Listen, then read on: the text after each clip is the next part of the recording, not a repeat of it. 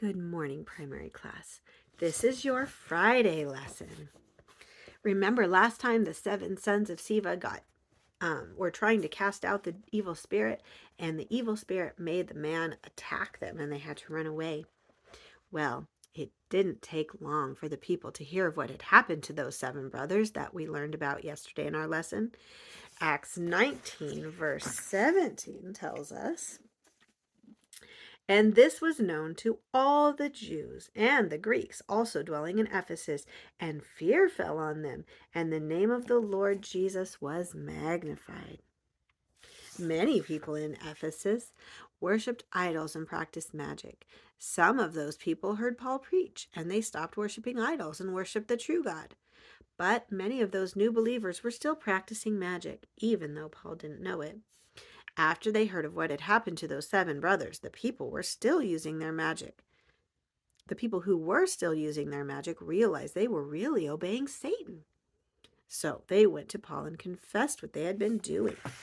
Verse 18 tells us about that. "And many that believed came and confessed and showed their deeds." Is just saying sorry always enough? No. Those people needed to do more than just say sorry.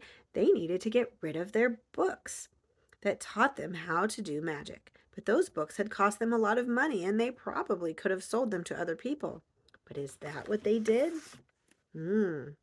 Verse 19 says, "Many of them which also used curious arts brought their books together and burned them before all men, and they counted the price of them and found it 50,000 pieces of silver." Those people were truly sorry, weren't they? Do you think the other people who watched those books burning thought about the choices they were making? What happened in Ephesus after the books were burned? Do you remember? Verse 20 will tell us. "So mightily grew the word of the Lord and prevailed."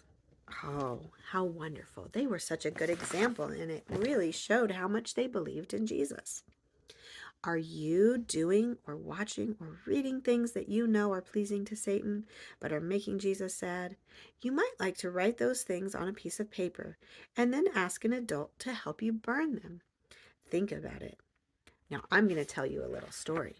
A long time ago, when Hannah, my oldest, was little, we had a whole bunch of movies that we would let her watch. And they weren't movies that the world would think were bad.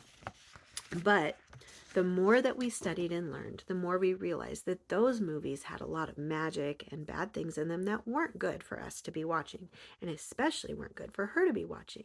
So we talked with her and we told her about this story. And we gave her the decision to see what we should do with those movies. Well, she decided that we needed to get rid of them.